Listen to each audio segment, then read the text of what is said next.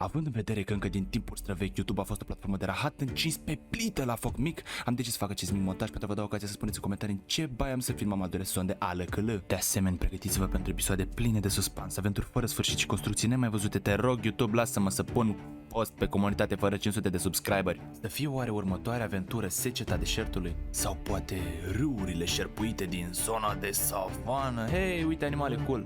Băi, ce cool arată animalele astea. Nice, nice. Partea cea mai bună este că voi veți alege. Stă în puterea voastră să alegeți unde va continua aventura din alăcălă. Și nu avem cum să știm unde ne va duce drumul nostru nesfârșit pe această lume unică. Am filmat 5 minute din chestia asta, așa că trebuie să lungim până se termină clipul de pe fondal. Și mergem cu viteză. Oh nu, Doamne, oare ce se întâmplă? Viteză pe râu, ce e acolo în față? Oh nu, cred că e un village, e un sat, săraci oameni, nu, nu! De viteză, impactul este inevitabil, nu, oare ce se întâmplă? Boom!